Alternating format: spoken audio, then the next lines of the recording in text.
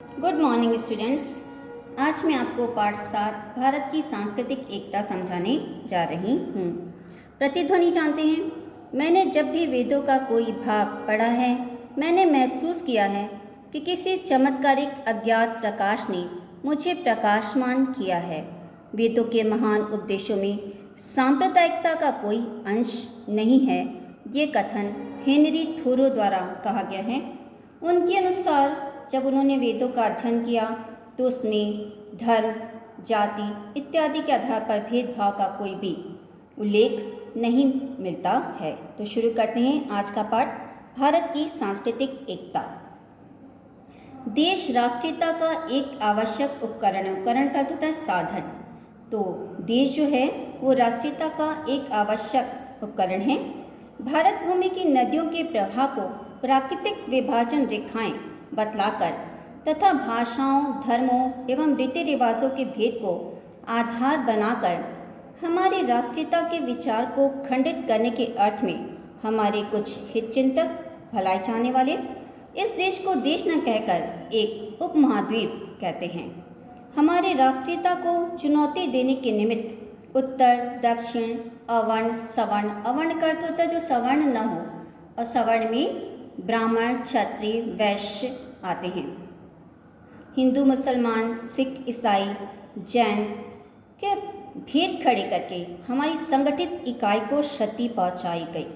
भाषा का बवंडर उठाया गया। बवंडर का अर्थ होता है उत्पात, झगड़ा, उथल पुथल। तो भाषा के नाम पर झगड़ा खड़ा किया गया ताकि हम में आपसी झगड़े और भेदभाव में हमारी शक्ति का क्षय हो, हमारी शक्ति में कमी आए और विदेशी शासकों का राज्य अटल बना रहे।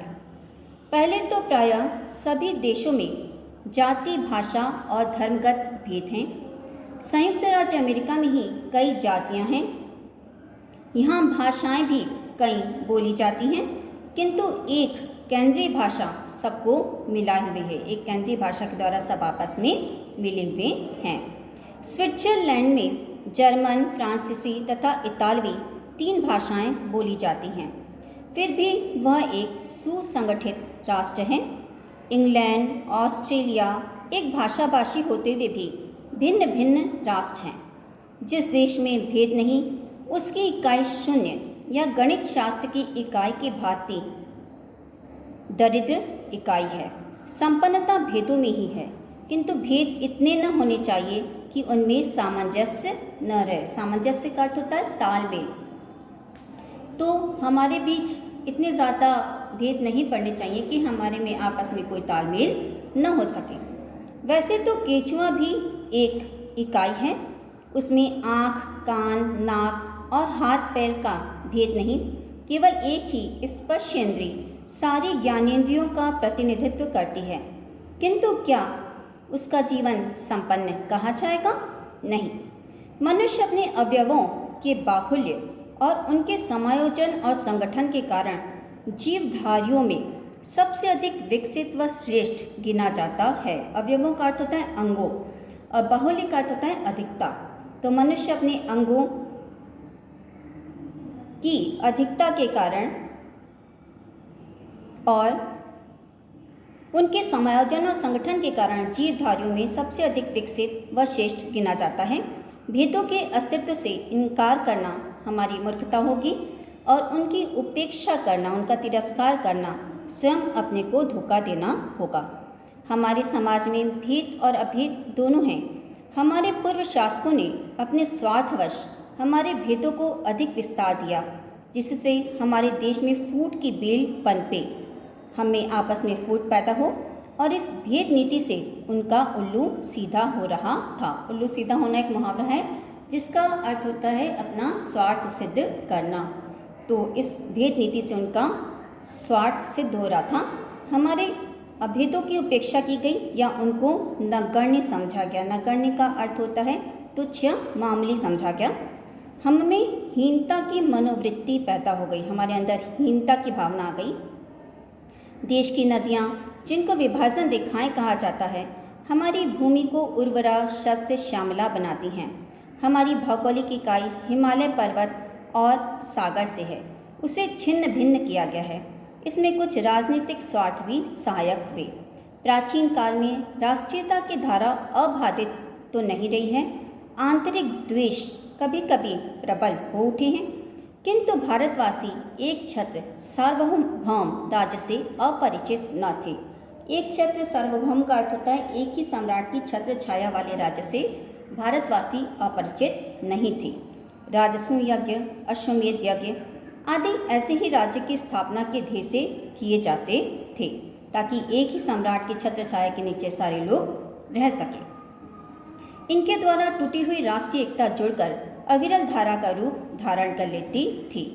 राजनीति की अपेक्षा धर्म और संस्कृति मनुष्य के अधिक निकट है। यद्यपि राजनीति का संबंध भौतिक सुख सुविधाओं से है, फिर भी जन साधारण जितना धर्म से प्रभावित होता है उतना राजनीति से प्रभावित नहीं होता है। हमारे भारतीय धर्मों में भेद होते हुए भी उनमें एक सांस्कृतिक एकता है जो उनके अविरोध की परिचायक है। वहीं त्याग और तप एवं मध्यम मार्ग की संयममयी भावना हिंदू, बौद्ध, जैन और सिख संप्रदायों में समान रूप से विद्यमान है। एक धर्म के आराध्य दूसरे धर्म के महापुरुष के रूप में स्वीकार किए गए हैं।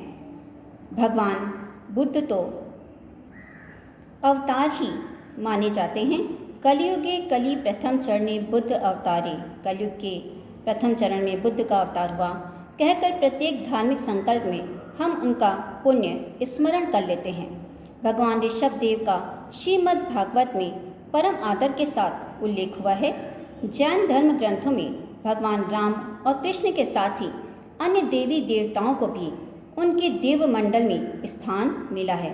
भारत में उद्भुत का अर्थ होता है उत्पन्न, तो भारत में उद्भुत प्राय सभी धर्म आवागमन में विश्वास रखते हैं। आवागमन में विश्वास रखते हैं कहने का तात्पर्य है जन्म, मृत्यु और फिर से जन्म। इस धारणा में भारत के सभी धर्म विश्वास रखते हैं। मैत्री, करुणा, मुदिता और उपेक्षा की शिक्षा हिंदू, जैन और बौद्ध धर्मों में समान रूप से प्रतिष्ठित है।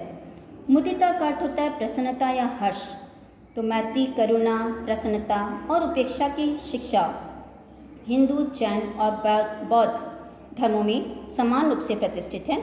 स्वस्तिक चिन्ह और ओंकार मंत्र हिंदुओं और जैनों में समान रूप से मान्य है।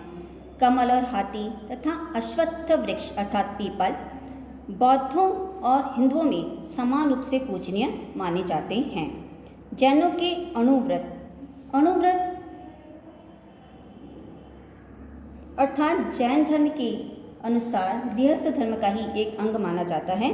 तो जैनों के अणुव्रत हिंदू धर्म के योग शास्त्र में यम और बौद्धों के पंचशील प्रायः एक ही हैं। पारसियों और हिंदुओं में अग्नि की पूजा समान रूप से होती है। जेदावेस्ता की गाथाओं और वैदिक ऋचाओं में भाषागत समानता है।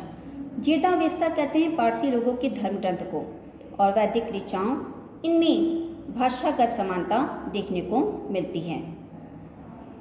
सिख गुरुओं ने हिंदू धर्म की रक्षा में योग ही नहीं दिया वरन उसके लिए कष्ट और अनेक अत्याचार भी सहे। उन्होंने विशेषकर गुरु नानक देव जी ने और गुरु गोविंद सिंह जी ने हिंदी में कविताएं की हैं। उनके धर्मों में राम नाम की महिमा गाई गई है।